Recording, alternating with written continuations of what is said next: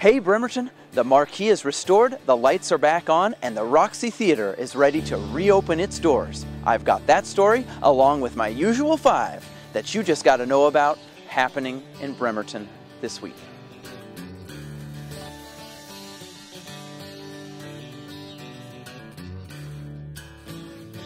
Welcome back to this edition of the Bremerton Beat Blast, sponsored by the Admiral Theater. Story number 1 today, the 600-seat Roxy Theater fell into foreclosure a few years ago when it was last used as a church. But it's ready for its debut in the 21st century thanks to a $1 million renovation by local developers Sound West Group. Well, our goal was to capture the streamlined Art Deco style of the theater, to be true to its original style. This is the culmination of about 2 years of work and effort to get the Roxy to this point and really poised to open 1 month from now. Story number 2, speaking of history, just down the block from the Roxy Theater is the Bremerton Trust and Savings Building. It was built in Bremerton in 1914 and was the city's first concrete and rebar structure.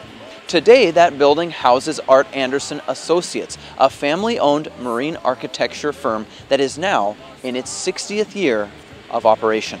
Well, I think I'm most prideful of the entrepreneurship of my grandma and grandpa back in 1957. We're 66 decades of business success. We've been able to employ over 2,000 Kitsap County residents. It's a beautiful building and it has a lot of historic value for Bremerton. I think our employees embrace that. I enjoy coming to work. We hope that it continues to be a staple of Bremerton for many years to come.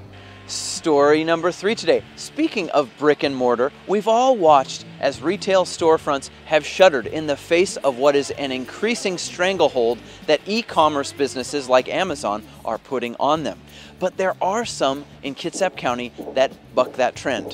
One of which is Comics Keep, a store that recently relocated and has been in business for more than 30 years, is now next to the Fred Meyer shopping complex in East Bremerton. In today's electronic age, there still seems to be something about comic books, about that tactile sensation, about being able to hold them, collect them, store them, have your collection. The one thing that we've always tried to do, at least for us, is try to provide a very personal touch with our customers. Story number 4, the Bremerton City Council selected Tony Hillman as its 7th member this past Wednesday. The 39-year-old accountant takes Greg Wheeler's seat on the council as Wheeler was elected mayor this past fall. Yeah, I'm mostly excited to represent our diverse district and even our diverse city, especially our district that encompasses Olympic College, the Puget Sound Naval Shipyard, Bremerton High School. We got a couple parks, numerous small businesses, and we're 5,000 residents. So I'm very excited to represent them, and I hope I do them proud. And finally, story number 5 today. Are you ready to go back to school, Bremerton? The Olympic College's College Instruction Center recently was completed, and it's the largest and newest community college project in the entire state. The Kitsap Sun's latest Story Walk will take you inside this building and will also take a look at the state of higher education in Washington. Look for the Story Walk at 1 p.m. January 27th.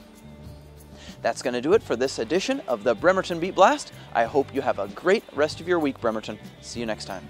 This week's Bremerton Beat Blast soundtrack was performed by Union River Band and is entitled Going Home. The band will be playing live at the Brick House in Port Orchard on Friday night at 7 p.m., as well as on January 26th at 6 p.m. at the Brownsville Deli, and finally at the Wee Blue Inn again in East Bremerton February 3rd at 8 p.m. This crooked, broken road to nowhere goes